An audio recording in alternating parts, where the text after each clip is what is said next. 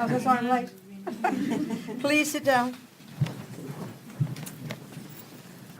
On behalf of Buddha House, I'd just like to welcome you. Thank you. I'm happy to be here. Very happy. But I can't see some of you people. You're sitting lower in the second row for some reason. So as long as wriggle your chairs around. So I like to see everybody. Yeah, that's better. Yes, do that. These front row chairs look higher than the rest. They can't be. No, it's very strange.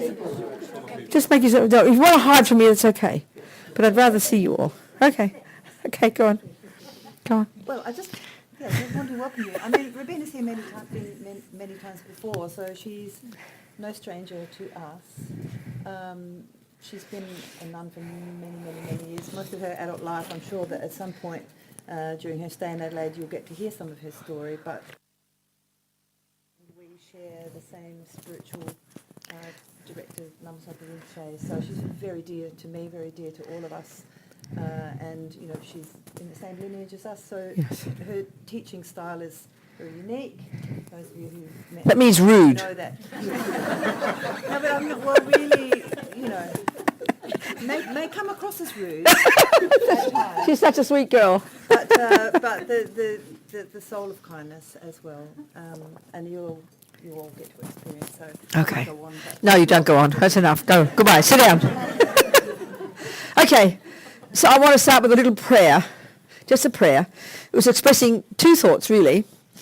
The first two lines are that for those of us in the room who already kind of figure they're Buddhist already, you know, it's reiterating our reliance on the teachings.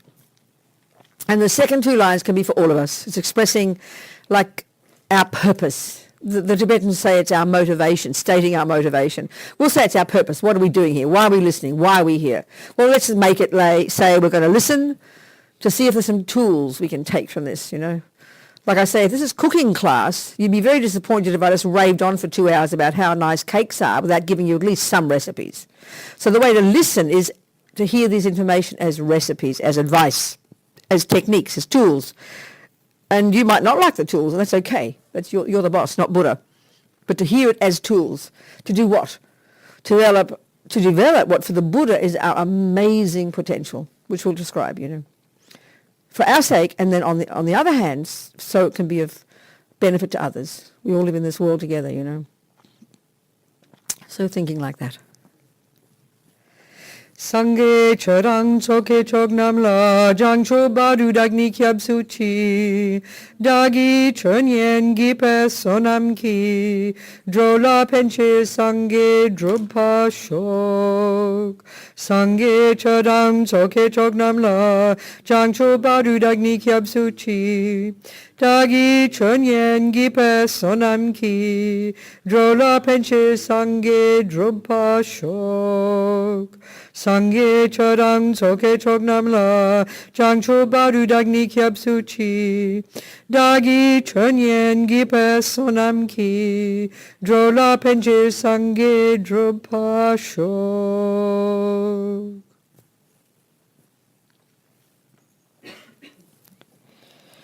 Well, this word desire or attachment, you know, these words are used synonymously by Buddha. Craving, desire, attachment. So for us, these words got a big difference. You know, if we say attachment, I mean, psychologically, it's seen as a good thing, you know. It's really important to have an attachment with somebody, a close attachment. She's got a real attachment to her family. So it sounds like a good thing. And then we say craving, it seems a bit kind of unhappy. Desire sounds a bit exciting. So we've got these different meanings. But for the Buddha, in Buddhist psychology, they're all synonyms, actually. And for Buddha, this is a massive state of mind. If we don't understand attachment and how it works, we really don't understand Buddha at all, you know. So it's a bit of a minefield because, as I said, we think attachment's a good thing. So then when we hear about how Buddha says it's a complete disaster, it's the source of all our suffering, it's kind of shocking. And then, you know, then he says we've got to give it up. If you want to get happy, you better give it up. And then we get a bit depressed, you know. As Lama Zopa says, we hear, oh, you mean when we hear we have to give up attachment, oh, you mean I've got to give up my heart? I've got to give up my happiness. So it's really important to hear the word correctly, you know. And that means we know in English very well that we have the same words for different meanings. It's not complicated. Like if we used to live in flats, didn't we? Now we seem to be more American. We live in apartments. But if you lived in a flat and you only knew the word flat, and then suddenly you learn geometry and you learn that a table is flat, well, you'd be very confused. Oh, you mean I've got to live on a table? No, you know perfectly well it's the same word, same spelling, same sound, but completely different definition. The same when you suddenly start playing music, you have to play something in B flat. Well, the same word. So when we hear the word attachment, please cancel your definition. Throw it out. This is a completely different definition. It's like another word. In other words, if you can't hear it properly, you can't hear Buddha, and you want to go slit your wrists because you'll misunderstand what he's saying. So the way to get our head around what he is saying is to understand a little bit first, just initially, the way he sees the mind. So first of all, again, in Buddhist psychology, the word mind is synonymous with the word consciousness. These are used, broadly speaking, in the same way, in different contexts. So then, we could say that actually Buddha's expertise is the mind. This is what Buddha is on about. And Buddhist psychology is massive. It's dealt with in great depth and breadth in all the literature. It's huge, So we need that, again, to understand the mind. To understand Buddha, we had better understand what he means by the mind. And I tell you, we practically could have another word for it because his view of it, what it is, in its character, where it comes from, and its potential are so radically different that you might as well have another word, So to really, again, broadly speaking, before we even begin to understand why desire is a problem, let's look at what he means by the mind. But before we even do that, I think it's really helpful, to get a bit of just a quick sense of where all this information comes from. Well, Buddha's this nice fellow of 2,500 years ago who came out of this extraordinary tradition of these amazing Indians. So I think in our culture, we go back to the Greeks and the Romans and we appreciate them. But we know virtually nothing about the Indians. There's another culture to us, But it was the Dalai Lama I remember reading recently, maybe last year, I can't remember, who said it was these amazing Indians more than 3,000 years ago who began this extraordinary who were the ones who began this extraordinary investigation into the nature of self. Who are we? What we are? We maybe think it's Mr. Freud 100 years ago, we in the West. Well, this is 3,000 years ago. And this astonishing tradition existed of these remarkable thinkers and yogis and philosophers and saints and psychologists, if you like. They were the ones who created this remarkable psychological skill that's known broadly these days as mindfulness meditation. And that's coming from this skill that these Indians created that is known more correctly as single-pointed concentration. It's this extraordinary skill that enables a person to access these far more subtle levels of our own mind that we don't even, in our culture, we don't even posit as existing, because we say the mind is the brain. This is already where Buddha fundamentally disagrees, and it'll come back from these Indians, So on the basis of this extraordinary technique that enables you to get unbelievable, crystal clear focus to a degree of subtlety, as I said, that we don't even posit as existing. I mean, if you were to see a person who's accomplished this single-pointed concentration that these Indians created, which is one of the key techniques that Buddha uses up to today, they would look as if they were dead, which is why we think it's mystical and weird. So on the basis of this, they basically mapped the mind. And the model of the mind that's studied today by Buddhists and in the Tibetan Buddhist monastic university system, which is where our lamas, our teachers have been educated and where any of the education we've had is from. This is studied in incredible depth. It's the most sophisticated, extraordinary presentation of the way the mind works. And the point here is we're not discussing the brain. You ask some great Tibetan meditator, practitioner, who's never met the West, say, hasn't been to the West, where his brain is, he wouldn't have a clue. He's never heard of such a thing. But hey, he really knows his mind, to a degree of subtlety and precision that's quite remarkable for us, So there's a very, very different approach. So this mind, so on the basis of their delving into their own mind, they came up with these various remarkable findings about the very nature of self, or Atma as they call it, which is really like the equivalent of you could say, the Christian views about a soul, this subtle level of our being that determines and defines who we are. So Buddha came out of this remarkable tradition. And then he diverges eventually in his own direction, specifically in relation to his own personal, direct, experiential findings from delving into his own mind about exactly that topic. So then Buddhism has now been cultivated. And indeed it's cultivated, as we know, over the centuries in various different cultures. So Buddha's view of the mind is hugely important to understand because that's his expertise. And that's not kidding, He doesn't use a word like soul or spirit. So then broadly we need to know what he even means as bullet points, what he means by the mind.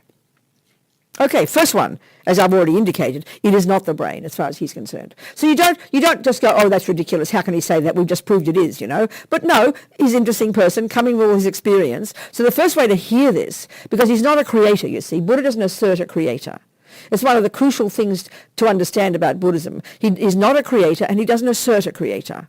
He's got his own very interesting views, and we're going to discuss this at some, throughout the time we're here, about exactly what the mind is, who we are and where we come from, basically, and indeed what our potential is. So the central part of us that possesses this potential is this mind of ours. So first of all, for him, it's not the brain. It doesn't mean the brain doesn't play a role. Of course it does. And these amazing conversations the last 30 plus years that the Dalai Lama and the best Tibetan Buddhist scholars have been having with the best brains in the West about exactly these things have been fantastic, bringing these two views together. It's been fantastic. But the Buddha's view is very clear. Your mind, your consciousness is necessarily not physical. First point.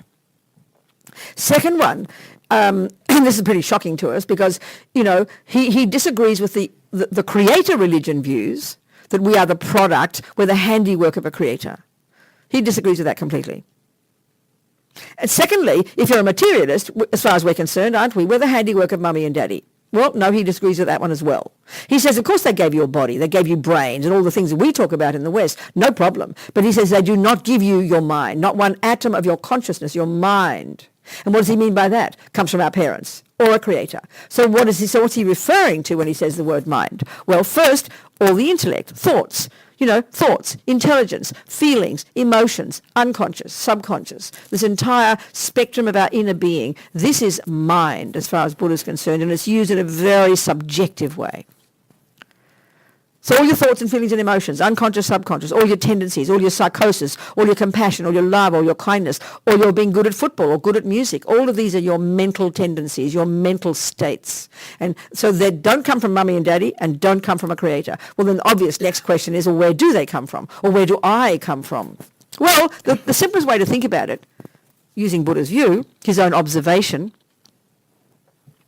because if he's not a creator, by the way, that means it's not coming from on high. We tend to think if it's all spiritual, it has to come from on high, It's come from revelation or something like this, or, But Buddha's not, this is not where information about Buddhism is coming from. Where Buddhism information is coming from is Buddha's mind, his own observation about how things are. He is stating that whatever is Buddhism is coming from his observation, not speculation, not from a vision, not from revelation. And therefore not to be believed per se, which is how we tend to think of spiritual. So, our mind, the Buddha says, this word we use to refer to this entire spectrum of our inner being, to the subtlest degree of cognition. This is the job of the mind. It's not the product of a creator. It isn't physical. It's not the handiwork of mummy and daddy. It's not the direct, function of the brain, although they work interdependently. So think of it simply, and they even have the term in Buddhist psychology, mental continuum. So think of your mind like a river of mental moments, all the thoughts and feelings of today coming inexorably from the thoughts and feelings of yesterday, going back and back and back. And if you had perfect memory, you'd track it back to being in your mummy's womb. But you keep tracking it back moment by moment, you're going to get back to the first second in your mother's womb. And that for Buddhism pretty much is the time of conception, when the egg came from mummy and the sperm came from daddy. And what caused them to join together to turn into you is the entry of your consciousness from before. So this is not a difficult concept. It's just that it's very different from how we talk, So we take this as our hypothesis. This is the only way to think of these Buddhist teachings. This is how I think. This is my working hypothesis. I never use the word I believe in Buddhism, I believe in karma, I believe in these things. It's my working hypothesis. The assumption being that I'm working with it, and the goal is eventually to prove it to be true and to verify it and experience it for yourself, which of course is what you would do with any information that you're learning. And this is the Buddha's point. And as the Dalai Lama points out, if you move along using Buddha's methodology and you keep moving and get to a particular point and you actually prove from your own experience that he's wrong, well then of course you must reject him. That's the application of Buddhism, not merely as something to believe in. In the same way that you wouldn't merely believe in mathematics. You would take it on board as your hypothesis, you'd go home and you would do two things. You would work with it, you would verify it as true, and you would make it your experience. That's the approach to being a Buddhist. So okay, your consciousness is not physical. It goes to these extraordinary depths of subtlety. It's not merely your intellect. It includes all your feelings, thoughts, emotions, unconscious, subconscious, whatever. It goes back and back. It doesn't begin in your mother's womb, doesn't come from a creator, and certainly can't come from nothing. It's a continuity of this energy, And then, of course, when you die, it will carry on. This is something fundamental in Buddhist philosophy, psychology, that your consciousness, in fact, is beginningless, which is a pretty hilarious concept. It sounds bizarre to us. But slowly.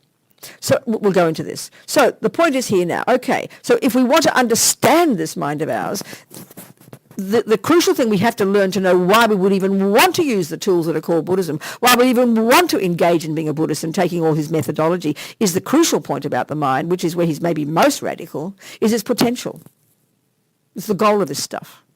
Well, the word Buddha in Sanskrit, the Tibetan word for that, Sangye, the etymology of it's very tasty, and this is exactly the point. This is where we're heading, Buddha says. The first syllable, sang, implies the utter eradication to the subtlest degree of all neuroses, all fear, all ego, all jealousy, all depression, all anger, all low self-esteem, all misery, all unhappiness.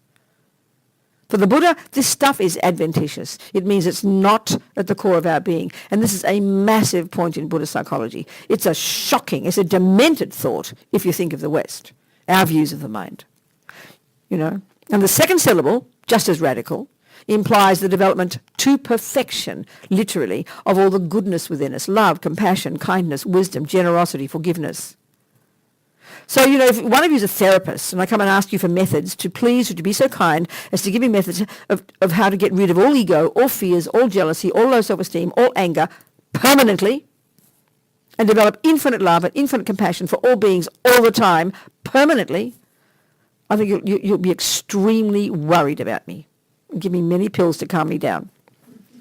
But this is precisely what Buddhism is saying. And this is the point that Buddha's making. But of course, the way when we read, the nice arcane medieval or ancient Indian and Tibetan or Japanese or whatever words in Buddhism, and because we're so convinced it's religion, we don't hear it properly, It's psychology. Buddha's expertise is the mind. That's not kidding, And this is Buddha's view. That's his finding. So a person is engaging in Buddhism. Your long-term goal is the development of this perfection, the development of your Buddhahood. And don't hold your breath. Quite a few lives it's going to take, Buddha says. And he means that literally, not as some fantasy, So this is what he's talking about, the mind. So given that is our potential, to be free of all the rubbish and full of all the goodness, even speaking simply, what a nice idea, then we better learn to know how to identify them, hadn't we? If it's true that the neuroses in us, and this is Buddha, it's a massive point for the Buddha, are adventitious, are not at the core of our being. If ego and jealousy and anger and depression are not at the core of our being and can be removed from the mind, we had better learn to know exactly what he's talking about. Not just cross your fingers and hope for the best. And if we hear that the goodness in us, compassion and wisdom and all this stuff, is at the core of our being, is indestructibly who we are, is what defines us, then we had absolutely the obvious job. First job is we're to know what the hell he's talking about. What does he mean by love? What is it exactly? What's the definition of it? What is attachment? What is jealousy? Exactly. Not just take because these words are totally common. We all know this stuff, But we better know what he means by it, because this is not what we tend to think. And if we do think it, then you're a Christian, and so it's called religion, And it's called sins. The sins are there. Do you understand? So because Western psychology does not talk about attachment and anger and jealousy. We talk about bipolar and ADDD and Lord knows what. We've got whole new brand new names for all this stuff. So these words are simple, and it seems almost simplistic, But let's analyze what he means, because then we can get our head around. This is what we have to do, get our head around what these neuroses are, and learn to identify them. Be our own therapist, as Lama Yeshe puts it, Okay, so the Buddhist model of the mind, which again really is actually deceptively simple, we've got two parts the way the mind works. First is we have the sensory consciousness, and then we have mental consciousness. And this is already really interesting. The way Buddhist psychology would describe this is very telling, So, if I were to say to you, and I might, well, I might not, what a pretty cup, okay? Let's just say. We can all be forgiven, can't we, for assuming that my eye consciousness sees a pretty cup. Well, don't be silly. Don't be silly, Buddhist psychology would suggest. The sensory consciousnesses, and to labour it, what I'm meaning is that part of our mind, which the Buddha would say is not physical, functioning through the medium of the eyeball, the nerves, and so on and so forth, is actually profoundly limited in its capacity for cognition. And again, like I'm saying, this is all discussed in great depth. And as Lama Yeshe says, we make the body the boss. It's a big problem. The senses are really profoundly limited. They're like dumb animals. But they hugely mislead us because we give them power that they don't have. So the Buddha's view is the eye consciousness can cognize two things, shape and colour. That's it. It can't even know the words for them, but it cognizes shape and colour. So then obviously the question is, well, where does, oh, what a pretty cup come from? And this is the point, from the mental consciousness. As Lama Zopa says, that's where the workshop is. So that for the Buddha is what we have to learn to become familiar with. And that's what's studied in depth. And to be even a halfway decent Buddhist, we have to learn to know, like I'm saying, about how the mind works. This is massive. And we're not discussing how the brain works. You can be a neuroscientist. I'm not complaining. We're discussing the actual cognitive process of your thoughts and feelings and emotions, which work in an extraordinarily sophisticated way. And we don't talk about it like that in our culture. So, okay. Then in the mental consciousness, which is where the workshop is, which is where everything, Buddha would say, everything we've ever seen or tasted or touched or smelt or thought about is retained there. It's programmed there. Of course, we can't access 99% of it, We don't remember most of what goes on in our mind. We forget it all. But it's all programmed there. So within a millisecond, this is not kidding, it's a great analogy, the second my eye consciousness lands on that cup, quicker than Google, and I really mean this. The way the mind works is totally fascinating, the way they say it. Quicker than Google is accessed, all my information in here. I can instantaneously recognize cup, pretty, because based upon my own views, what I like. I've stored all this information away, and quicker than Google, out comes the words, what a pretty cup. So we can be forgiven for thinking it's a function of my eyes. No, they're just the messenger. The rest is information stored in my mental consciousness. So one way of talking about how Buddhism talks, that what's in the mental consciousness, which is all the thoughts and feelings and emotions, all that business, they're a bunch of viewpoints. It's a bunch of viewpoints. And this is the point now. For Buddha, we can divide the contents of our mental consciousness into three categories. There's no fourth. Millions of states of mind, millions of, thoughts and feelings and emotions and viewpoints in there, all stored away. So the first category, and we indicated this before, they're so-called negative or neurotic or deluded, disturbing. If you read Buddhist literature, you see the word afflictions, mental afflictions. All these are synonymous for the rubbish, for the stuff that, for the Buddha, breaks our heart and causes us to harm others, and which is adventitious. How amazing. We can get rid of it. It's not at the core of our being. Second is the positive stuff. The second category, the virtues, the good qualities, compassion, love, wisdom, these business. We know this stuff immediately. Now the third category is really interesting. It's called neutral, only insofar as they're neither negative or positive. But it's sort of like, I like to call it the mechanics of our mind. So there's the ability to concentrate, to remember things, to pay attention, all these sort of technical parts of our mind.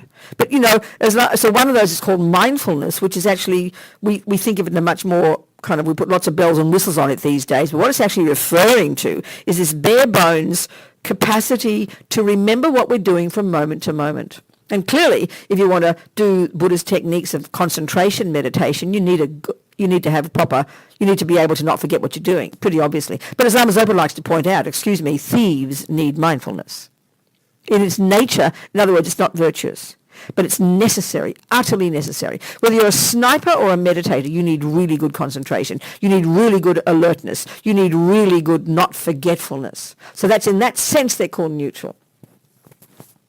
So when we learn this technique that's called concentration meditation, this is where we're doing it seriously, this is where we hone these, and they become these remarkable tools, and we can develop our mind to this astonishing degree, like I mentioned before, But the reason to get the mind honed, the reason to develop these parts of our mind, good attention, good concentration, good mindfulness, is so we can do this extraordinary job of unpacking and unraveling the contents and beginning to make sense of the stuff that at the moment for us is like one big soup of emotion. We can't tell one bit from another because we don't pay that much attention to it, And this is the job of being a Buddhist, being our own therapist, not kidding. It's kind of almost like like a marketing ploy. It is, but it's true, Be our own psychologist, not kidding. So, okay. We need then to understand the so-called negative ones and be able to distinguish them. First theoretically, and then of course the hard work is experientially. And so this one, attachment, is one of the main ones under the heading called negative or deluded or afflicted or neurotic. I think Buddha would have liked the term neurotic, Because remember, Buddha's definition of this attachment is it's a neurotic, deluded, dreadful, ridiculous, horrible state of mind. But really hard to see. It's like honey-covered razor blade, So as Lama Yeshe says, I can tell you about attachment for one whole year. But we'll never begin to understand it until we start to first know about these things and then unpack it, go into our minds deeply. So, okay, now let's look at this business of craving, attachment. What is it? How does it function? Well, one of the key things to understand is how all the negative ones function, how all these mental afflictions, these afflictive emotions function. They've got two distinct characteristics, and we'll recognize this straight away. One of them, and this is indicated by one of the terms, the disturbing emotion. So check the last time you were jealous or angry, or arrogant or low self-esteem or depressed. Check the last time. There's no way you'll go, wow, I was depressed yesterday. It was just great. I mean, it's just immediate and absolutely glaringly obvious. We say those words instantaneously. We recognize them, and we know they're not cool. We know that the extent to which you're caught up in any one of these is the extent to which you are utterly miserable. Disturbed is not a joke. And indeed, the extent to which you're on the receiving end is equal, disturbing. Well, you see someone else with these, they're disturbed. It's obvious. It's a no-brainer, But what's interesting here is, I think because we totally take this stuff for granted. I don't think there's any of our models of the mind in the West, that would posit anything remotely like what Buddha's saying. That this stuff is adventitious. It's not at the core of our being, and that we can remove it. There's nothing, and in fact, we give equal status to this stuff, don't we? Along with the good stuff. We think a normal human being has some anger, some depression, some jealousy, some awareness, some kindness, some compassion. I mean, all of our models of the mind would assert that. So it's a kind of shocking, bizarre almost, to hear Buddha's view that you don't need it, mate. And the point of being a Buddhist practitioner is to get rid of it. So it's weird. We can't even conceive of a person who doesn't have anger, let's say. In fact, we think these are so normal that we assume you'd be abnormal if you didn't have them. So it's quite intense, the Buddha's view, to be able to hear it clearly, Not just dismiss it, or indeed not just to swallow it whole, but to analyze it and see what he's saying, Okay, so in these negative states, there are many of them, thousands. I mean, I like to, I use the analogy that my head's full of all these roommates. So there's 47 varieties of aversion and jealousy and anger, a bit of love and compassion, they're all there too. We've got all these different thoughts. They're all thoughts. They're all mental states. They're cognitive experiences, their thoughts, their opinions, their viewpoints. But some of them, especially the negative and the positive, these ones, not just talking about the other ones, they're couched in enormous emotion. That means for us physical. Which is why we know we get angry, we know we get depressed, we know we get jealous, we know we have love and compassion, but we don't really notice them until they hit the body. Which is why when you get angry, it's pretty evident. The words spit out the mouth, the eyes are wide in horror, you know, whereas you notice it straight away. But when but you don't notice you're depressed until you can't get out of bed one morning, because, you know, until you're so inert, because it takes longer to hit the body, longer for us to be aware. You know, we're not aware until our body experiences. And this again is reinforced in our materialist view. But for the Buddha, they're these mental states. They're mental states. They're cognitive. It's a cognitive process. And what that means is, and this is even the more shocking concept, all these emotions are underpinned by elaborate conceptual stories, but really deep down, quite subtle and quite instinctive. So to do this unpacking and unraveling, to do this job of being our own psychologist is not an easy job, you know. So in the negative ones, it's like this hierarchy. There's thousands of states of mind. I mean, the Western view would agree with that too. And so many, every moment. But, you know, the Buddhist view comes up with a few that are really crucial to understand, both in the negative and the positive. So these negative ones, these neurotic ones, these deluded ones, these disturbing ones, there's like this hierarchy of them. And the root delusion, as they call it, oh, sorry, that's the second term. Disturbing emotion is one of the key terms for these unhappy states of mind, and that indicates that one characteristic, the disturbing character. Like I said, check when you're angry and jealous. The other one's more interesting, and that's the term delusion. So this, it's a very good word in English, actually. If someone says to you, you're really delusional, you know you'd be really offended, because a person's accusing you of not being in touch with reality. And this, I tell you, is precisely Buddha's point. This is precisely Buddha's point. This is the real function of these unhappy states of mind. But this is really hard to see. But if we unpack it, which we will do, we will be able to see that it is in fact correct. But it's totally fascinating. And this implies this subtler conceptual story level of these emotions, you know. So, okay, in this, there's like this hierarchy of these negative ones. The root delusion, as they call it, which we'll talk about whenever we are, whenever, I forget, when emptiness comes up, whenever that'll be, I don't remember. On the Heart Sutra, we'll go into this especially in the Heart Sutra time. The root delusion is actually known colloquially as ego grasping, and it's very tasty. It's this primordially deep, instinctive, frantic grasping at the level of deep assumption of this solid, real, independent, separate, lonely, bereft me. We won't even go there now. But on the basis of that primordial deep root delusion, then there is this bottomless pit of attachment to get what that fantasy I wants. And this is the one we're talking about. So this itself, effectively, in the teachings, the Buddhist teachings called the Four Noble Truths, this effectively is the main cause of suffering in day-to-day. This effectively, and this is shocking if we hear that word attachment, like I said. So we better know what he means by this. So the deepest delusion, the cause of having any suffering in the first place, any rebirth in the first place, or as Buddha would put it, being in samsara in the first place, is this root delusion, the ego grasping. But the effective one that's the day-to-day misery is the source of it, is this one called attachment. So it's multifaceted. The most energetic level of it, and Buddha would say we come programmed into this life with these different tendencies that we have, in particular this one. So the most primordial energy level of attachment is this feeling that we have that's sometimes so deep that somehow I'm never enough. It's this profound sense of dissatisfaction. I'm not enough. No matter what I get, it's never enough. No matter what I do, it's never enough. No matter what I achieve, it's never enough. No matter what I have, it's never enough. No matter how much praise I'm given, it's never enough. No matter how nice my body is shaped, it's never enough. No matter how much food I get, it's never enough. We recognize this one, this deep feeling of dissatisfaction. This is the deepest, most primordial level of this attachment. From the Buddha says, from the habit of having had it for countless lives, we come programmed with it. Spontaneous, instinctive, virtually.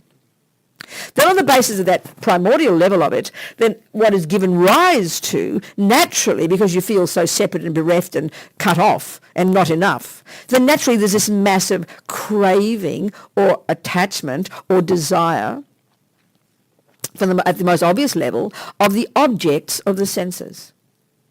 So the deep assumption of attachment at this level, which is the obvious craving level, that there's something out there that I'm missing, that's such that when I get it, it'll fill up the gaping hole. So so look at us, the very first level of this attachment functioning, on the basis of this energetic level of it, dissatisfaction, is there must be something out there, what's missing, So then we look. And then depending on our habit, due to past karma, it'll be the cake or the bodies or the money or the this or the that or whatever, the grossest level, the objects of the senses. People, things, houses, you name it. We've all got our own trips, So then the next level of attachment is the level of then the one of manipulating to get it. The control freak, basically. Attachment's control freak. That's the next aspect of attachment. The controlling, the manipulating, the craving. Okay, no, I missed a bit. First of all, there's a feeling of, what's missing? Oh, God, what is it? Oh, I don't know what I want. Nothing. Oh, cake. So suddenly the bulb goes on. The light bulb goes on. Wow, cake. So the next level is anticipation, excitement. Then the next one is to go and get it. And the next one is the attachment causes, this is the killer, attachment in the mind causes the object, like say the chocolate cake, to look way more delicious than it really is. And the next one is the manipulating to get it, and then the next part is the anticipation, the expectation. No, the expectation that it better give you the exact happiness that this massive story has been building up completely spontaneously, so habitually, because it's instinctive within us. And then the getting of the object, and then the waiting for the pleasure to come, the waiting for the satisfaction to come. But we all know the first mouthful, is blissful. It's downhill from there, quite frankly. But why is it, even as we're having the first mouthful and it's totally divine, already you're waiting for the second mouth. You can't wait to get the next mouthful in. Then the second piece, then the third piece, and this very distressing process is now happening. The stomach is getting fuller, we know that. But if we analyse carefully, our mind is not satisfied. Stomach is not satisfaction. That's just a full stomach. Satisfaction is mental. So we're not getting any more satisfied. We're still waiting for satisfaction, but it's becoming distressing because gradually the cake is beginning to look disgusting because the stomach is getting fuller and it's really uncomfortable. But we're not happy yet. We're not satisfied yet. So what are we going to do? We keep eating, and then we have to stop, because if we didn't, we'd vomit. And then what? Completely downhill. Now suffering, feeling feeling stuffed, feeling guilty, acid reflux, constipation, and then we forget the whole thing tomorrow, and off we go again.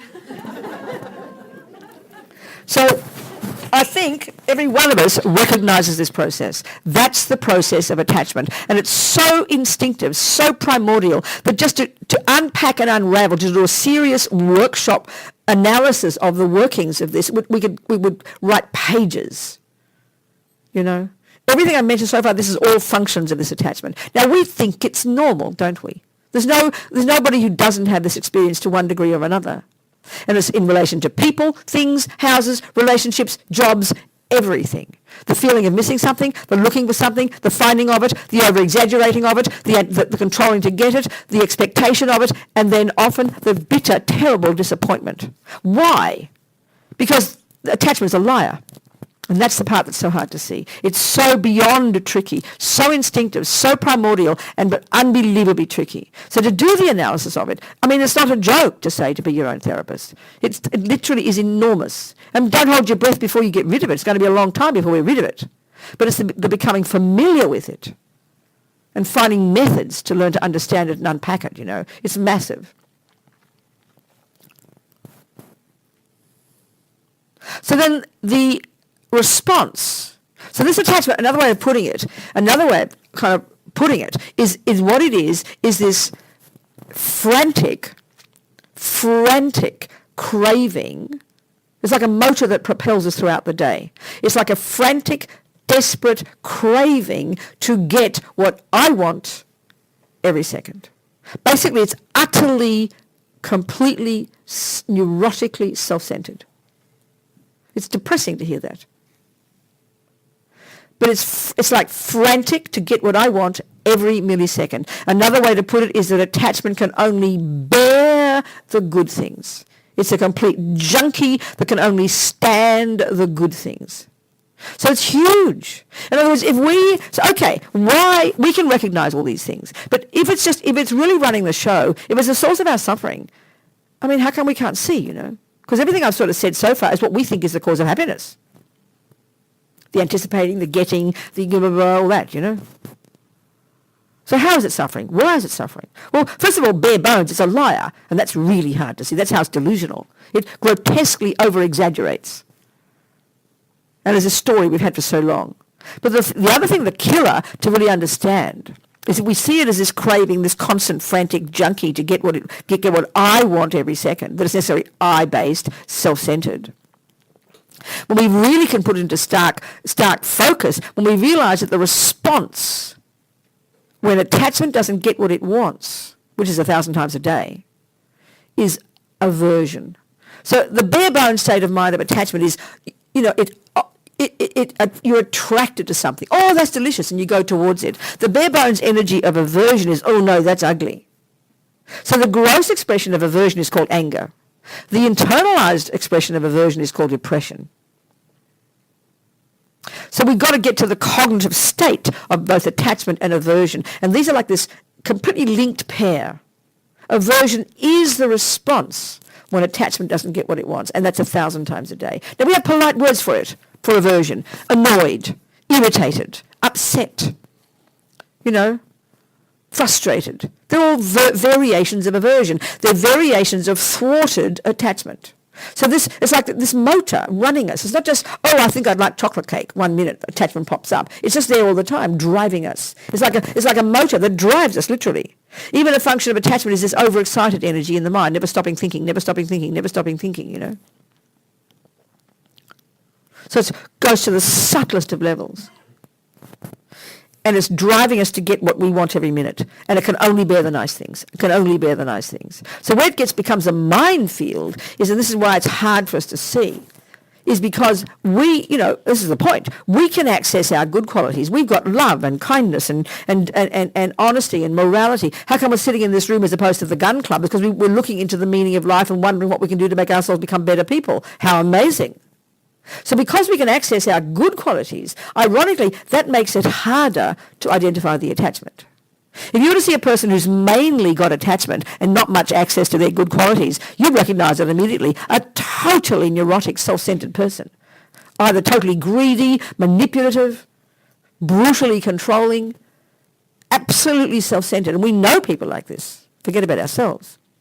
So having access to our good qualities, which are our saving grace, somehow make it harder to notice that much of the time attachment's still running the show, but it's sneaky. It's like a honey-covered razor blade, Really hard to identify. Extremely hard. So obviously then, given that it's hard to identify and it's so primordial, the Buddha would say, then we obviously have to start where we can. And that's like an entry-level junior school in Buddhism. It's not even asking us to look at our mind yet. Given that Buddha would say that these delusions run the show, the attachment is the one that's the main voice of ego grasping. And then anger is a response when attachment doesn't get what it wants. And then there's the jealousy and the other dramas on the basis in this, like I said, like a hierarchy. So the key practice, before we even begin to look at our minds, is more advanced. This is like high school. Junior school is back off and control your body and control your speech, which are essentially the servants of your mind. And don't follow the actions of body and speech. Control. In other words, behave nicely. Do what your grandma says, Buddha's first level of practice is back off and don't kill, don't lie, don't steal, don't jump on the wrong partner. Very simple instructions of actions that are ones that are driven by attachment and anger, which are why we harm others. So once we've got some once we've begun to harness the energy of our body and speech, which is the first level of Buddhist practice, where you abide by the laws of morality, basically. Because why? Because you want to begin to notice your mind. Now you can start to go to high school and start observing the motor that runs that behavior. I mean, our body and speech are obviously the servants of our mind. We don't tend to think this in the West. We don't pay much attention, But if you can control the body, control behavior, not suffocate, but discipline, and at least refrain from harming others, then guess whom you're benefiting? Yourself. And now you have the luxury to begin to observe your mind, which is informing those actions of your body and speech, you know. So attachment's massive. And we can recognize it, the more we hear it, the more, you know, using the Buddhist view, of course, the more we hear it, initially, the more depressing it is. We just realize we're like these little vampires, you know. But I mean, we've got to be brave and see it. Because if it's causing us suffering, and this is the first point, this is a massive point actually for the Buddha. When we hear all this stuff, you know, we feel guilty. As soon as we hear we're very angry or very attached or you're very controlling, all these words we have in the West, which are great, we feel guilty. I'm a bad person. But this is not the reason. You know, and this is a very interesting point when it comes to morality, actually, and ethics and things. I think we unpack and really analyse what is ethics, what is morality, where does it come from. I think we instinctively tend to think of it as coming from on high. And certainly when I was a Catholic, and I'm not criticising here, I asked my Jesuit priest friend, I always quote this, what is a sin by definition? He says a sin by definition is doing what God said not to do. So of course Jesus would then say, don't do this and don't do that. Why not? Because God says. Now look in your mother's household. Don't do that. Why not? We all know her answer, because I say so. Now that's our view, I think, of morality. That's our view, that it's information squashed upon us, you know, that we're not supposed to do because someone else said. That's very deep in our bones, that philosophical view. It's very instinctive. So we have this, because of this, we have this very dualistic view of morality. Oh, I shouldn't do that, and I shouldn't do this, and I'm a bad girl. I don't want to be a bad girl. I don't want to be in trouble. I don't want to be seen to do a wrong thing. So we have this kind of very neurotic view about it. That's why we get very guilty, or we try to hide our bad qualities, because we don't want to be found out, you know. It's very strong inside us. Buddha's view of morality is not like that. He, like Jesus, like your grandmother, says don't kill, don't lie, don't steal. But you say to Buddha, why not? He says, guess what, honey, it'll harm you. The first reason he has is because he says a negative action is not one that he says you shouldn't do. It's not one that your mother says you shouldn't do. It's not one that the police say you shouldn't do. It's not coming from on high. He says it's a natural law. It's one that harms others. Guess what? Just do your market research. You'll find out pretty quick. No one likes getting killed, lied to, stolen from. So he defines a negative action at this grossest level as one that harms another. But the reason he would exhort us not to do it is not because he says so. It's because he says, guess what, Robina? It'll harm you, sweetheart. So the reason in Buddhism to not kill, lie, steal, to control your anger, control your jealousy, isn't because you're trying to be a good girl and you'll get praised. No, it's for your own sake. For your own sake. When we understand that, then we'll be so happy to identify attachment and anger and jealousy and depression. Like you've identified the poison. You're so happy you've identified the problem. Because why? Because you're sick of suffering. And that we have to cultivate. We don't have that view naturally because we're so into being good girls and good boys. We're so instinctively want to be seen to be a good girl. We can't stand to think we're making trouble because we don't want to be judged. Because that's our view of morality. That's why we try to get away with things. Oh, no one saw me do it. Phew. Well, Buddha says karma is a natural law. For Buddha, karma is this law, that whatever anyone says and does and thinks, just naturally programs that person's mind. Just naturally. And will bring future experiences. So, as Dalai Lama often says, the law of karma, which is the law of morality for the Buddha, the law of ethics, it's self-creation.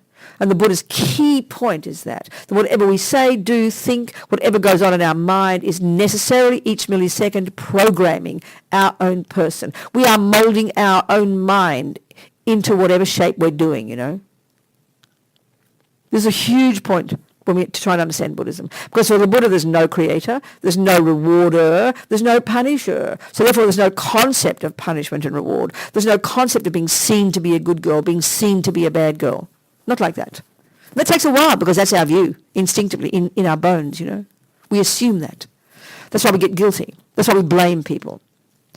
For the Buddha, the reason to abide by the laws of karma, the reason to want to control my body and speech and eventually learn to work on my mind, the reason is because they're the cause of my suffering. We should be crying with compassion for ourselves to see our delusions, not try to hide them or find reasons for them, or it's not my fault, which is how we feel, you know. Or when we talk about jealousy, anger, all these unhappy emotions, the very view we have of them, for the Buddha, they're wacko, you know. I'm allowed to be angry. It's not my fault. my boyfriend's monstrous. I'm allowed to be jealous. It's not my fault. It's my genes or my chemicals. I can't help but being depressed. We will do everything in our power to throw off responsibility because we don't want to be guilty. We don't want to be the blame. It's very deep in us, this mistaken view of ego for Buddha, he says. So to have this courage to own responsibility for whatever's inside us, because Buddha says we're not the product of a creator and we're not the product of parents. We're the product of our own past hard work. We're the handiwork of our own selves. We're in charge. This is the karmic one. It's massive, actually. So it brings this wish, this delight to see our own mind, to be accountable, to take responsibility. And that means for all the good stuff as well, of course, you know. This is the Buddha's view. So why don't you ask me some questions? Yes, sweetheart? You were talking before about disturbing thoughts or emotions or feelings. Something you were touching on just before about the idea of attachment and often it disguises itself. I think that was just something I was thinking about that maybe you could talk a little bit more. Good, yes, good point. We think of, if you're saying that we can recognise disturbing emotions, I think sometimes they often, or delusional thoughts, that they often disguise themselves. As good qualities.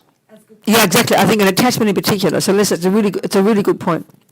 This is what I said before, because what the irony is that it's our good qualities that make it hard for us to recognise our attachment.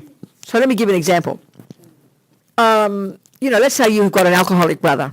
Let's say you adore your brother. You love him. Now, love is under the positive heading for the Buddha. It's altruistic. It's the delight in your brother's happiness. Your wish that your brother be happy. You have compassion for your brother. Compassion is, oh my God, look at his suffering. These are virtuous, altruistic states of mind that are necessarily not I-based. They're other-based. Now, we all recognize those, don't we? But the point is, at the moment, what we don't realize is, at the moment, our compassion naturally is completely polluted by our attachment. So that means so what it is this. The attachment part of me, because my attachment's a junkie that can only bear the nice things, it can't, from my own egocentric point of view, my attachment causes me, it can't stand that brother upsetting my life. We dare and say it like that, but attachment can't stand anything unhappy, and it will do anything to make the unhappiness go away. It's a junkie to make everything, that's why we can't stand looking at suffering. It's too unbearable for us. So the attachment in me can't stand is, the alcoholism and the suffering. So that causes me to stick my nose in. It is a compassion. It is compassion there too, but the attachment pollutes the compassion. And it's like a mother for her kid. We all know our mummies. They're so attached to us. But it's all, but she sticks her nose in every 2 minutes because she can't stand. That's the control part. She can't bear to see us doing this awful thing. She has compassion for us. But she's all the time controlling, all the time possessing, all the time sticking her nose in. Oh, it's all for your sake. We know our mummy's completely attached to us. And it looks like compassion. We know it. So it looks like compassion for my brother. So what happens is this. Attachment wants it to be nice, frantically, for my sake. But compassion wants it to be nice for his sake. But they're all mixed together. So I'll give him advice.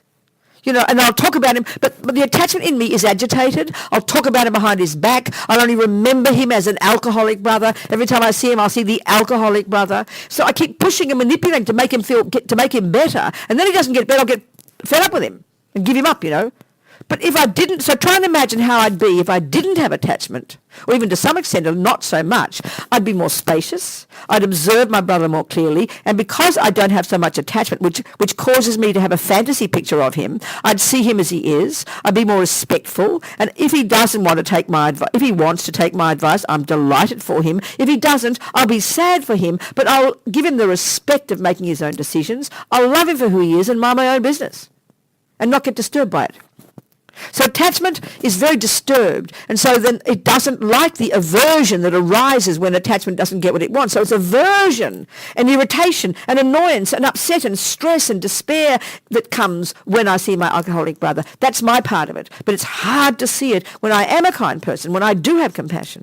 Do you understand my point? And we know with our mummies or whoever it is in your relationship, who utterly adores you, loves you, wants you to be happy, has compassion for you, but they've got attachment for you. They're like a little vampire. They're kind of clingy to you, and watching what you're doing every minute and trying to control. That's the attachment part. And it's very hard to see it, especially when you're the good type of girl, not an angry type of girl. The angry girls, it's obvious to see when their attachment is not getting what they want. So they get angry. But the good girl, it's manipulative. It's hard to it's hard to see it. It's hard to even see it in ourselves. Of course it is.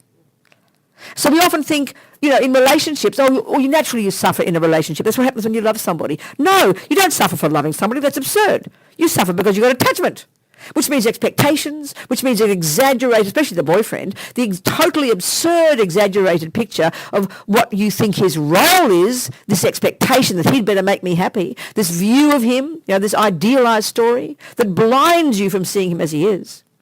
Then all your expectations, then the devastation and the disappointment when he doesn't fulfill your needs. This is attachment's job, but it's mixed with the compassion. It's really hard to see it. It is a minefield. Are we communicating a bit? So it's not an easy job. We shouldn't even pretend it is. That's why we've got to have some kind of introspection, some kind of wish to genuinely see our minds. But it's like instinctive. It's so deep. Yeah. Someone there. Yes. This connection between emotions and the cognitive, the conceptual. Yes, good.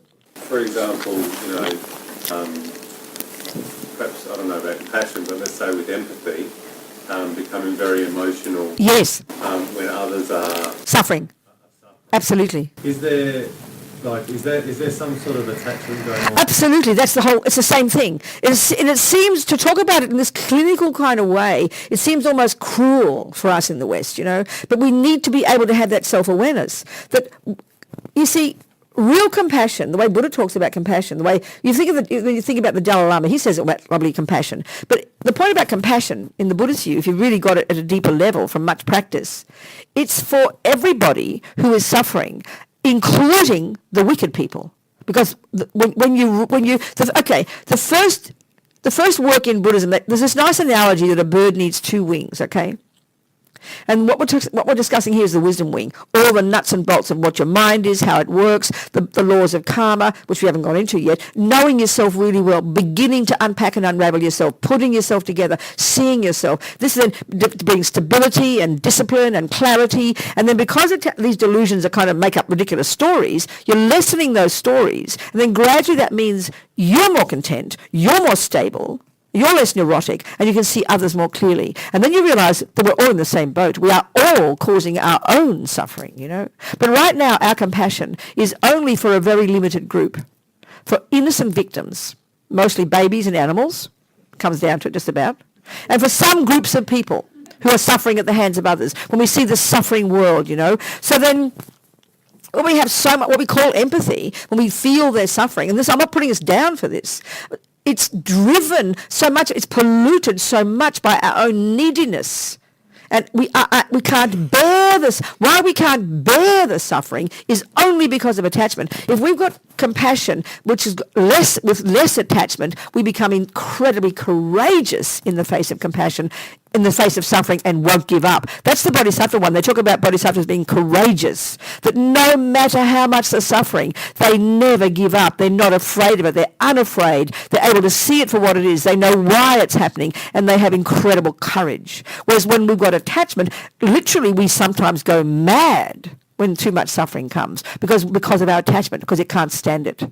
It's really hard to see this. So the welling up of emotion because somebody else is upset is through an effect? No, that can still be compassion. There's nothing wrong with that. That's incredible. But what I'm saying is if we find it disturbing and distressing and can't look at it, that's attachment. That's because of attachment.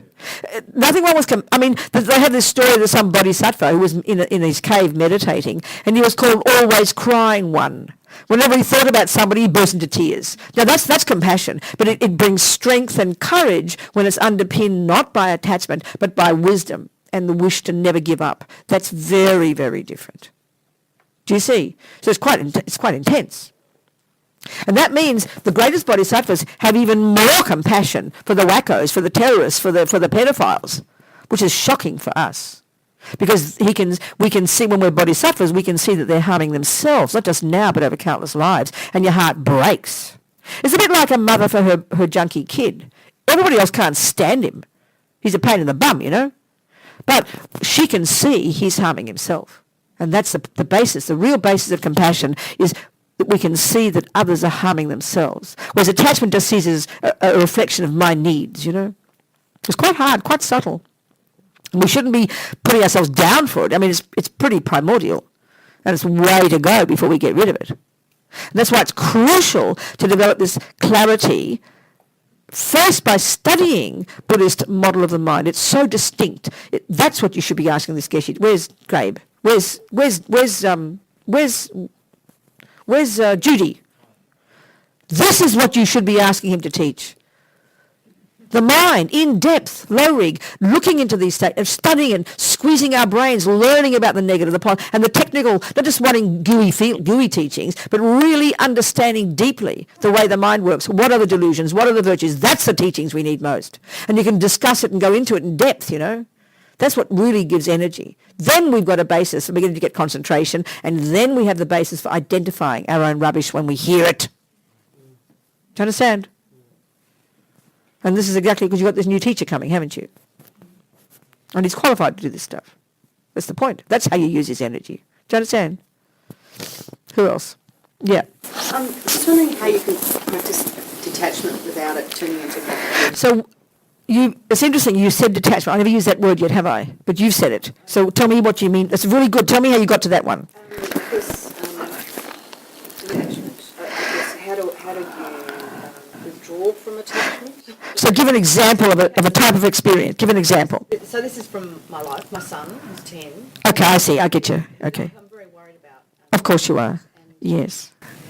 And I hear what you're saying. Okay. And I've practiced that Yes. in the past. And it's been very Yes. in this particular thing. Yes. I see myself becoming a controlling mother and stuff. Yes. But he's 10. You should be a controlling mother. Well, that's right. Excuse me. Excuse me. Don't give him too much of a long leash. But listen, honey, before we go on, though, no, I hear you. I get you. This is great. I'm happy. This is a beautiful question. But let me first ask you a question. Tell me his good qualities. He's kind. He's funny. Is he moral? Does he torture creatures and kill rats and steal things and jump on girls and no? So he's got. Okay, let me just say it. This is a really important point. So he's kind. He's moral. He's got a sense of ethics. He's generous. He doesn't steal. Doesn't lie. Honey, you have. Okay, but you have nothing. You have nothing to worry about. And this is why I find this model incredibly helpful. Okay. The first question I ask when mothers ask this question, you're like, oh, my daughter's throwing chairs at me, what am I going to do, you know? That kind of thing. But the first one I ask, if you said to me, like a mother I know who did answer, well, the daughter's, you know, she's kind of a bit psychotic, she's you know, she steals, she lies, she's paranoid, then I'd say you've got something to worry about. You see, the thing is, we don't make this distinction in the West between the so-called negative and positive. We just think of a vague kind of notion of one big lumpy person, you know? But when you know you've got the negative ones, the neurotic ones, the anger, the stubborn, the proud, the angry, the jealous, the shouting, the yelling, being all that business. And then you've got the good ones. The good ones are our saving grace. They are why we're in this room. Now, all I know is as a little girl, I was a maniac. Well, I'm still a maniac. But I remember as a little girl, because there were 7 kids, and it was very dramatic and traumatic and lots of shouting and yelling, I was a bully. I was just explosive all the time. And I must have been despairing for my poor mother. Do you understand? What am I going to do about Robina? Shouting. I was suffocating my sisters who had asthma with cushions at night because I couldn't sleep. I mean, so I looked like horrible. But when my mother, she freaked out when I was 13, and I started walking up and down Murrumbina Road. I stole her lipstick and high heels and was trying to seduce Tony Kincotta, the greengrocer's son, you know? So then she freaked out and sent me to boarding school. Okay, good. Now my point is this. What I showed at home because of that condition of lots of kids and a crazy family was constantly drama. But the millisecond she put me it's like I became a saint overnight. It nourished my good qualities. So I think Buddha's on about the mind, but we can see ourselves, especially when we're children, it's too much to ask a child to behave well in a dynamic situation. It's too much to ask. We've got no control. But put them in another situation, then that nourishes their good. My friend's in prison. bunch of maniacs on the streets, these Mexican gangsters, but they didn't know they had good qualities. They didn't ever hear of the Buddha. They didn't know they wanted to meditate. They didn't know that they had intelligence to study Buddhist philosophy. Put them in a prison when they find a book. This part was nourished in them. So if you can see your son's good qualities, that's his saving grace, darling. And that's the part. But, he's got lots of energy. Well, then, as Lama Yeshe says, if you haven't got any energy, there's nothing to transform. So if it's not an easy job for you. This is, of course, it's a minefield for a mother. I can't imagine how hard it is. But as long as one of the functions of attachment, whether it's for your boy or for your beloved boyfriend, is the attachment over-exaggerates their beauty. Now, all mothers know you'll never mistake your child for any other child and a million other babies. You'll recognise yours like it'll have a halo around it, won't it? You can see it because attachment is like that. It's a strong connection between a mother and baby, and your baby looks divine. I mean, I'm glad my mother had attachment. She would have killed me otherwise. So it makes your boy look more divine, and therefore your own neediness is the part that's here. Your own neediness for, to be all nice and lovely, that's the energy of the attachment. So then if you see that part of yourself and you hold back, but you watch like a hawk, please. Don't become detached. That's wrong. When you got less attachment, honey, it'll be replaced by love, which is what is best for my boy. Not by detachment. Not by detachment. Maybe detachment from alcohol, yes. But not from your boy, ever detachment. Less attachment means less pushing, less neurotic. See things more clearly. See him more clearly, more balanced, and then want what is best for him. And that might mean tough love, because attachment doesn't like having tough love. It means more clear. Less attachment means more love in the case of beings, not not detachment. Do you see my point? There's a big difference. Because, of course, if it is detachment, and that's one of the worst misunderstandings of people's understanding of Buddhism, it becomes, I don't care. This is monstrous. That's why I never use the word detachment. It's really mistaken. It's a glossed over, mistaken understanding of Buddhism. I've got to say, would you like some tea, Robina? Oh, I don't mind. Would you like coffee? I don't mind. I'm renounced. Rubbish. That's called not caring. It's disgusting. Do you understand? So less attachment means more clarity and more genuine compassion and genuine love, which might mean, strong. Because attachment is weak. Attachment in us, the neediness, even if it's our little child, our own neediness to be seen as a good mummy is so overwhelming that we'll run like a magnet and do anything for that pathetic child. That's why children can put their mothers around their little fingers. I knew that with my mummy. Because she'll do it. When the kid comes calling, mummy just can't wait to go. Do you understand? Because that's your own attachment, because you just love doing that thing for that child. You love fixing their things. You love doing that. That's your attachment, and that's not good for them. So think what's best for him. And that's what is instead of attachment. That means you've got to know his mind. Do you understand? Does it help what I'm saying? But be brave. He's going to be fine, darling. If he's got those good qualities, he'll be okay. Maybe send him to boarding school. Might be the best. That part, no, I'm not meaning that part. Maybe that's, who knows? I mean, you've got to be wise. I mean, my mother sent her all to boarding school, but my other sisters and brothers hated it. I was in heaven. It was like my beginning of my monastic karma. I was in heaven. So it depends on the kid, But I didn't have much attachment to my family, so I was okay. What else, people? Something the gentleman said before, when he was saying that when you listen to someone's pain and you get emotional, and you said that it could be because you are really compassionate and out of care for them, and sometimes it might be that you are kind and compassionate, but you take on a task that is bigger than your compassion, and it breaks you and it makes you feel uncomfortable, and sometimes they call it compassion fatigue in psychology. So what are you saying? What's your point then for me? What's your point then? Give me a Buddhist analysis of it, the way we've been talking here. Is that if you have compassion, the amount of compassion you have, you take just that, then you're able to first with it. If you take more than that, you break with it, then you can start. I don't understand what you're telling me, so can you say it in another way, please? Or ask me, turn it into a question, because I don't understand what you're saying. So let's say, because we are working on a journey to build some qualities in our life, so you're building compassion, but you're not fully compassionate to take on everything. So clearly that's true, so tell me the point. Or ask me a question. I don't know what that means. What do you mean, please? What do you mean by that? It sounds theoretically very nice, but I can't work it out. What do you mean by that? I guess I can't explain it in another way. What I'm saying is... Can you give me a little scenario?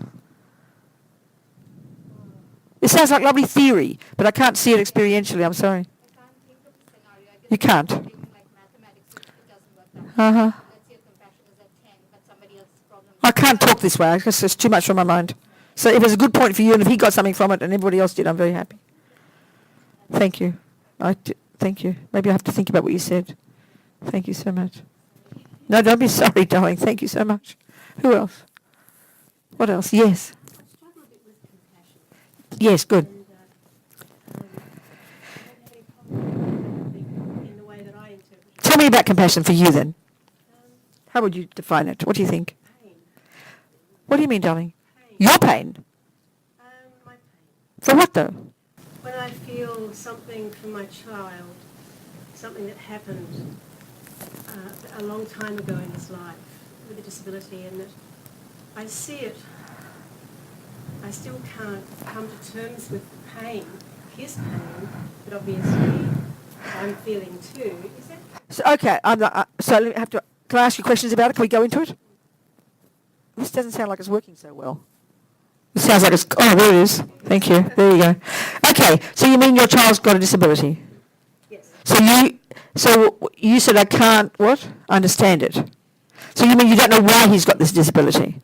Is that what you're saying? Yes, Are you a Buddhist or something? May I ask you? I have to ask you a question first. Have you got the Buddhist view, or this is all a new business for you, Buddhism? Not completely. Oh, okay. So you've heard the Buddhist teachings about karma. Yes. You have heard. Yes. So what does that tell you? Does that help you understand it? Yes. But does it make you more miserable? It's more when something comes up in his life. Yes. That affects him. Yeah, of course. Exactly. I feel this big pain at the point where I can hardly breathe. Exactly, darling. I It understand. doesn't get better, and I'm wondering. I understand. If that's, am I feeling compassion because I can feel it? As, and you said something which really rang true for me before about how we often feel compassion for people. Like, for me, it's women. who are Yes. suffering, Yes, I understand, darling. particularly women. Mm. And I'm feeling for them, and I've always felt that compassion lives in the heart. Yes, I understand. Yes. I feel it in my heart. Exactly. And I don't even know these women. No, I understand that. So the empathy. So you're saying you're experiencing this. You see their pain, and it's like you feel it. That's very common how people are talking about empathy, isn't it? So then, okay. So what? Okay. So surely the next step has to be, if you see someone suffering, wouldn't the next step be? Let's be mathematical, like you're saying. It's good. The next step, wouldn't it be? It's, oh my God, look at that suffering. Then wouldn't it be the next step? What can I do to help? Wouldn't that be the next step naturally? If someone falls over and you feel they're crying, wouldn't be, is there something I can do to help? Would that come to you in your mind with your boy? When you feel his pain? No, because Why? Because often I can't interfere at that level. You know. Okay, good. No, stop right there. No. That's perfect.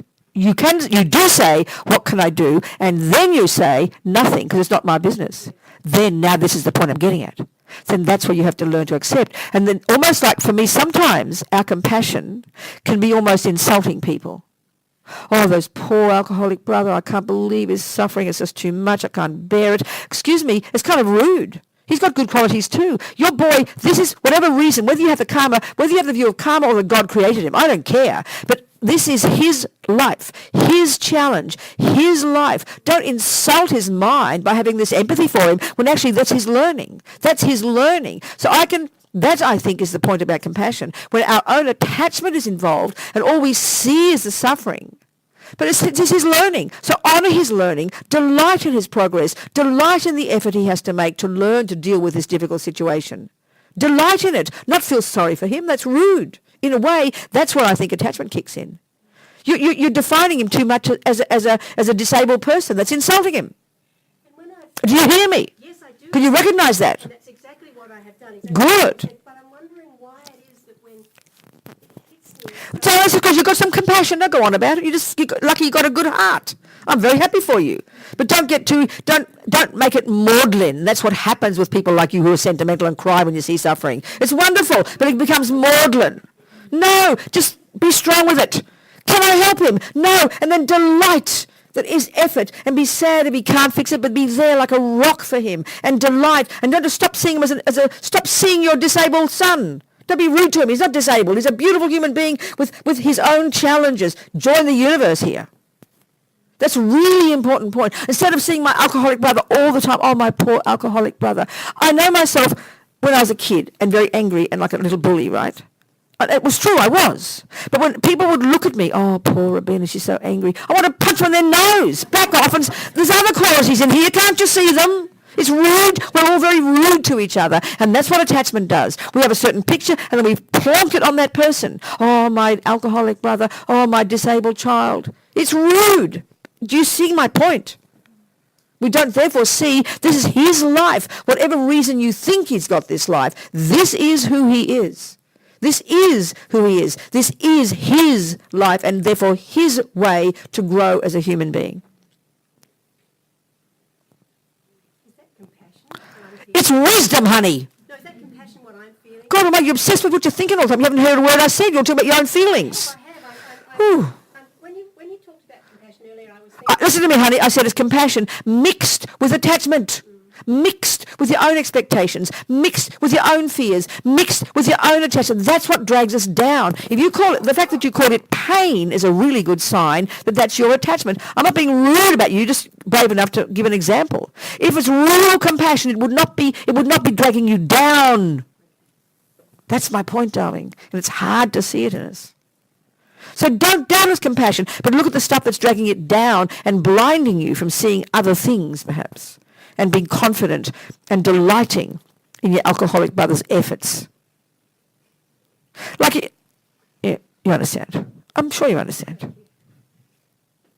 I mean, I've got these friends in prison, you know, many years, and you go to these places like in America and they're garbage dumps. I mean, they are like garbage dumps. They're treated like animals. And in the beginning, you know, all this compassion, all these poor guys, you know, blah, blah, blah. But after a while, because it's attachment, you get bored. You can't be bothered going back anymore. Whereas compassion honours these people. I had to leave these guys, you know, these young men in the wrong place at the wrong time with 30-year sentences, you know, in these disgusting places where they're treated like animals, really and truly. There's no benefit in having sentimental compassion for them, feeling their pain. But I was respectful to them. And as I walked out the door, I had to leave them there in their shitty lives. But it's their life. It's their life, and I gave them tools to help them become braver and stronger in their own life. Not, oh, the poor things, treated so badly. That's sentimental rubbish. That's not wisdom, you know.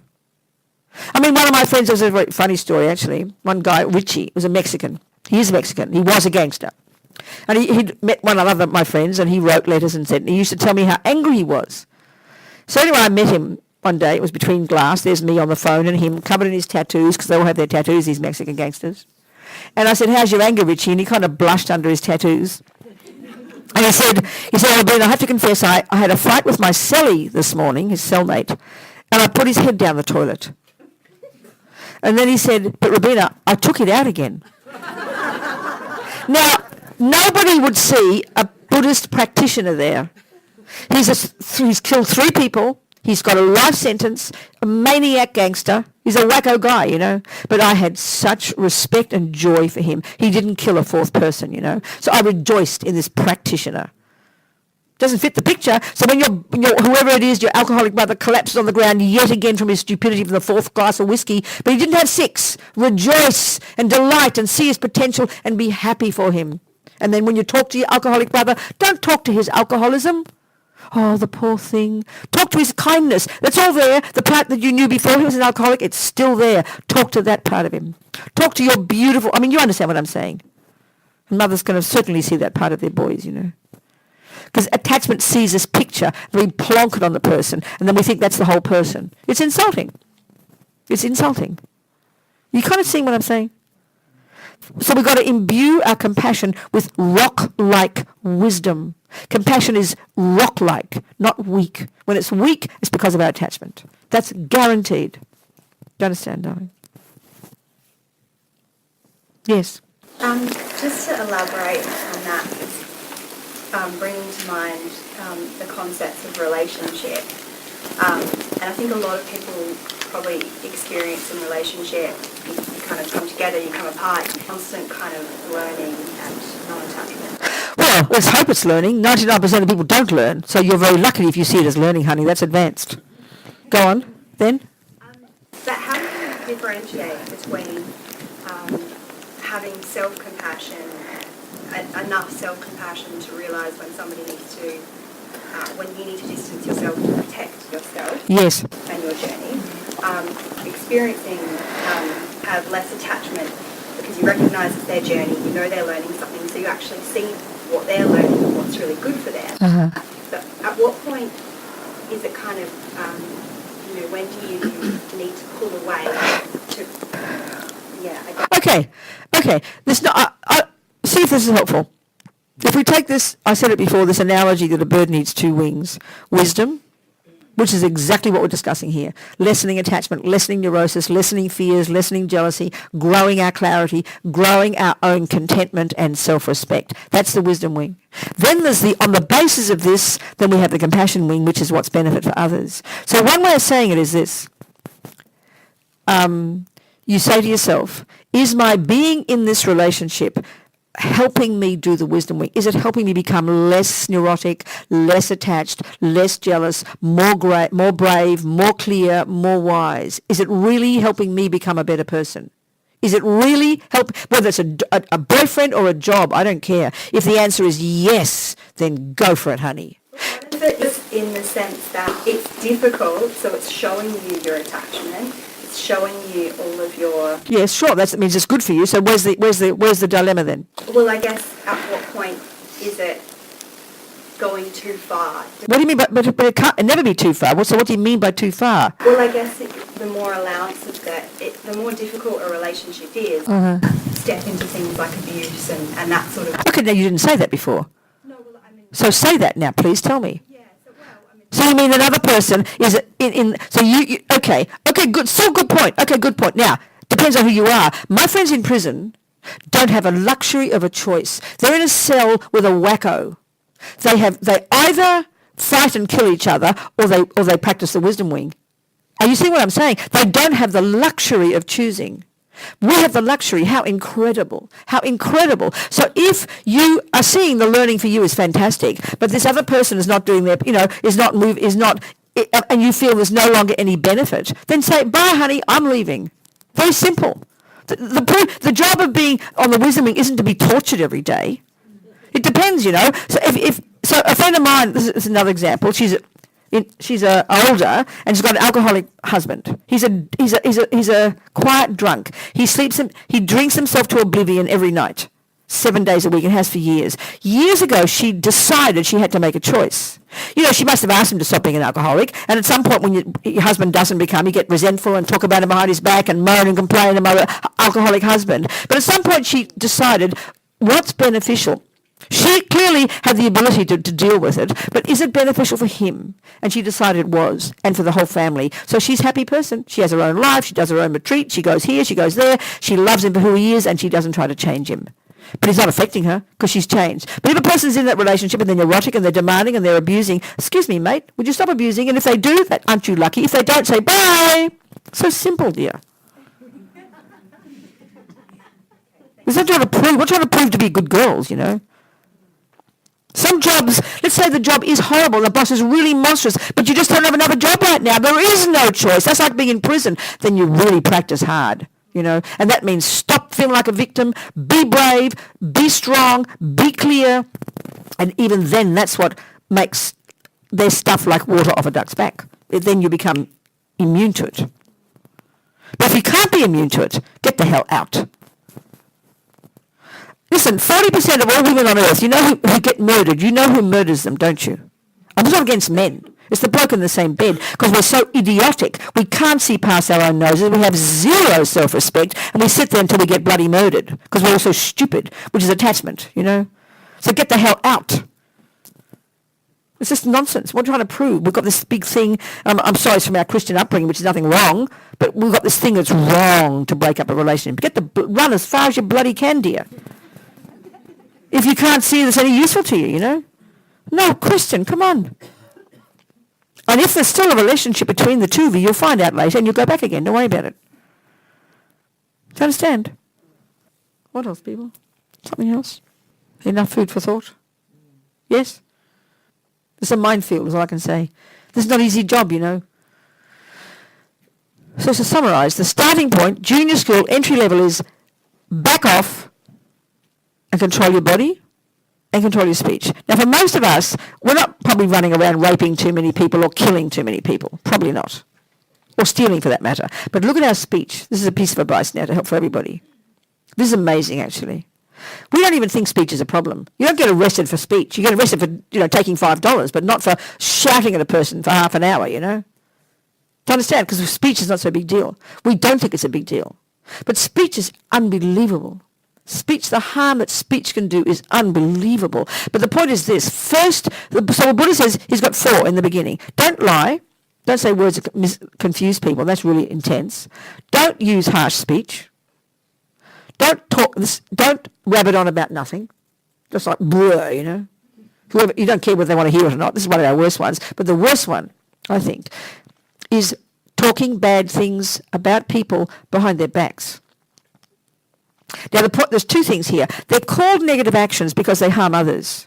But the real point the Buddha's making is just forget the long-term harm. Look at the harm we do to ourselves right now by bad-mouthing people. Who do you think you're harming? They're not noticing. They're at work. You just come home and bad-mouth your colleague, They don't know you're bad-mouthing him. Who do you think you're harming?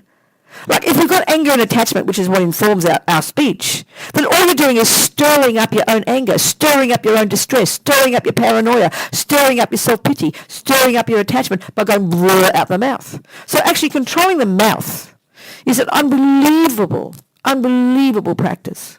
And I don't mean repressing, because some people need to speak, because you repress everything.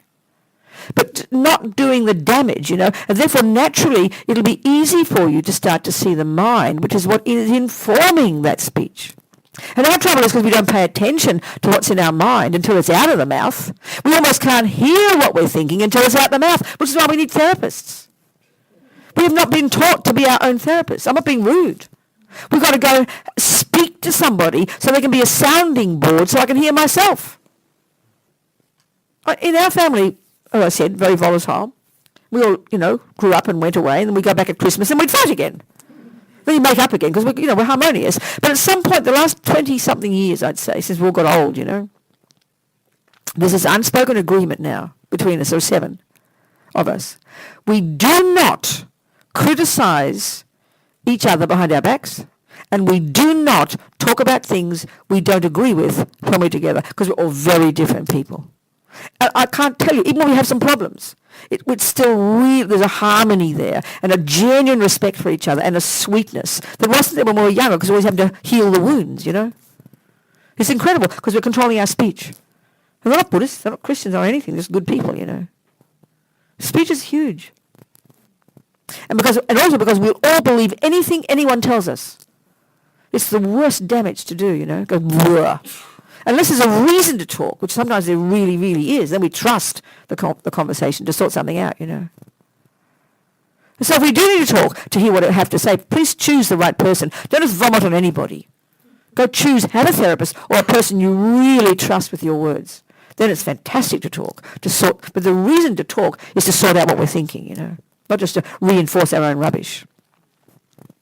Just a thought, just to finish with that for some reason. Okay? Then we can see our minds more. And then the other one is to have courage. Because we don't like seeing unhappy qualities. We feel guilty and ashamed, We shouldn't. We should be so happy. It's like one of my sisters one time went to just had a checkup at the doctor. And she just happened to find, by accident, a melanoma. 1 month later, would have been too late. She was shocked first, but blissed out that she found the problem. That's how we should think about our problems. Happy to see our minds, happy to discover yet another level of delusions, another level of ridiculous rubbish, Wow, now I know what to change, with confidence, So important. And never forget our good qualities. All right? Okie doke. So just finish with another little prayer. Look, it's all gone like a dream, 2 hours almost. Well, not quite 2. 1.5. So we just think, from the Buddhist point of view, as many moments as there have been is as many thoughts we've had, which is as many seeds we've planted. Nothing has gone astray. So how marvellous. So we think maybe nourish these seeds with our efforts from this moment forward, moving in our wonderful own direction, using the tools that work for us, so we can develop our marvellous potential, so we can be of benefit to others. And never give up. That's the key point. Kewadinyu dudak lama sangye drugyune drowa chikyang malupa dei sala kepashok Jangchob semchog rinpoche ma kye panam ke gyuchig kye panyam pa me payang gong ne gong du vabashok.